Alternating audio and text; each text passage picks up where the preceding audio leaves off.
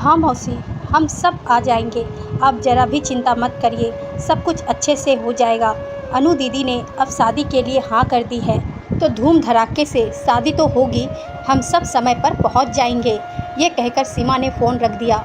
ये कोई उम्र है शादी करने की, समाज क्या कहेगा। सीमा की सास तुरंत बोली, आजकल की औरतों को शर्म ही नहीं आती है। जब मन हुआ तलाक दे दिया और जब मन हुआ शादी कर ली। शादी ना हुई खेल हो गया। ईश्वर रिश्ते बनाकर भेजता है और इंसानों ने उसी पवित्र रिश्ते का मजाक बना रखा है।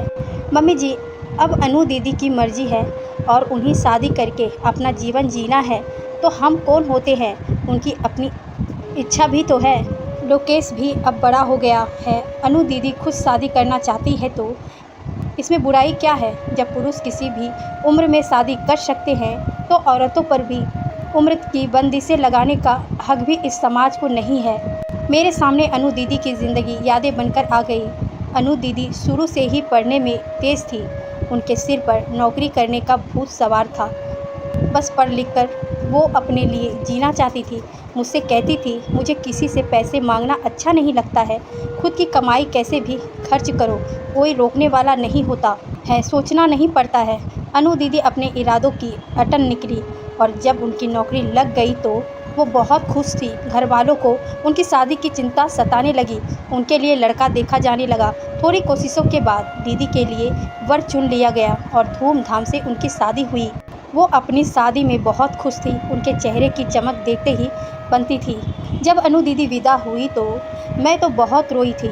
आज वो दिन मैं भूल नहीं पाई। मम्मी के मुंह से सुना था, जब वो शादी होकर गई तो सब कुछ बहुत अच्छा था। घर में सास ससुर थे और देवर ननद भी। उन्होंने सबको दिल से अपना लिया था। शादी के लिए उन्होंने कुछ समय के लिए छुट्टियां ली थी। जब उन्होंने ससुराल वालों से फिर से नौकरी करने को कहा तो सब आग बबूला हो गए। नौकरी करने की क्या ज़रूरत है, हमारा बेटा कमाता तो रहा है, तू नौकरी करेगी तो इतने लोगों का काम कौन करेगा। तेरे पिताजी ने तो कहा था कि तू शादी के बाद नौकरी छोड़ देगी, सास ने कहा। अनु दीदी के लिए वो पल बहुत दुखदाई था। आखिर पापा ने ऐसे कैसे कह दिया, मेरे जीवन का इतना बड़ा निर्णय कैसे लिया और मुझे बताया भी नहीं। उनके पैरों से ज़मीन निकल गई।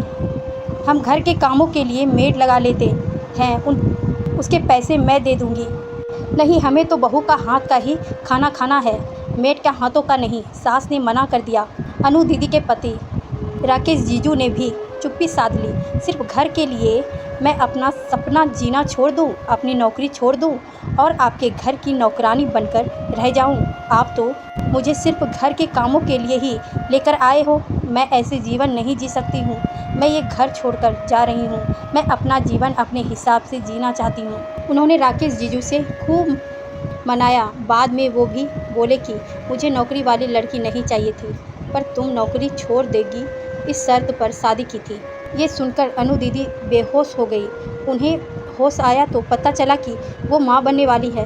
अब तो अपनी बेकार की जिद छोड़ दे, पिताजी ने समझाया। पिताजी, आपने तो झूठ बोलकर मेरी शादी कर दी, पर ये मेरी बेकार की जिद नहीं है। ये नौकरी, ये आत्मनिर्भरता मेरा जीवन है। मैं राकेश से तलाक ले लूँगी, पर इस तरह घुटन की ज़िंदगी नहीं जी पाऊँगी। उस ज़माने में अनु दीदी ने तलाक ले लिया। रिश्तेदारों में उनकी बड़ी थू-थू हुई कि लड़की होकर खुद तलाक ले रही है। इन सब के बीच लोकेश का जन्म हो गया था। वो अपने बनाए हुए घर में रहने लगी। पिताजी के निधन के बाद माँ भी उनके साथ रहने लगी। अपनी नौकरी में उन्होंने कोई ऊंचाइयों को छुआ। अब लोकेश भी बड़ा हो रहा था। वो भी पढ़ने बाहर चला गया और वही सेटल होने की सोच रहा था। इधर अनु दीदी को अपने ही ऑफिस के मैनेजर ने शादी का प्रस्ताव रखा। अनु दीदी भी अकेलापन महसूस कर रही थी और उन्हें अपनी नौकरी छोड़ने भी नहीं थी, तो उन्होंने भी हाँ कर दी। मौसी का आज इसीलिए फ़ोन आया था कि अनु शादी कर रही है। लोगों और समाज के लिए बातें बनाना बहुत आसान है। किसी भी लड़की का सपना उससे सहन नहीं होता है। बस लड़की या बहू अपने लिए कैसे जी ले। आज भी कई लोगों की मान्यता है कि लड़की के घर संभालना चाहिए। नौकरी करती है तो क्या हुआ, छोड़ दे। औरत से ही हमेशा छोड़ने का त्याग करने की उम्मीद की जाती है। अगर वो नहीं मानती तो उसके स्वाभिमान को उसकी जिद बता देती जाती है। औरतें भी अपने प्रति जिद्दी हो सकती है। जब पुरुष किसी भी उम्र में शादी कर सकता है तो औरत भी कर सकती है। अपनी ज़िंदगी अपने हिसाब से जी सकती है। जब पुरुष तलाक दे सकता है, दूसरी शादी कर सकता है, तो औरत पर पाबंदी क्यों है? हम सब अनु दीदी के शादी में गए और देखा कि वो बहुत खुश थी और उनका बेटा लोकेश यही कह रहा था कि मैं मम्मी के फैसले से बहुत खुश हूँ। मुझे पापा मिल गए हैं और उन्हें जीवन साथी। मैं अब निश्चिंत होकर अपनी पढ़ाई पूरी कर सकूँगा। मम्मी के बरसों का अकेलापन दूर हो जाएगा। उनके जीवन में फिर से सपने देखने और खुशियों की उम्मीद जागी है। मैं देख रही थी कि अनु दीदी का चेहरा एक नई उम्मीद से फिर से चमक रहा था। पाठकों, ईश्वर ने स्त्री और पुरुष को बराबर बनाया है, पर कुछ सामाजिक बंदिशें स्त्रियों पर लगा दी गई है। पुरुषों पर कोई पाबंदी नहीं है।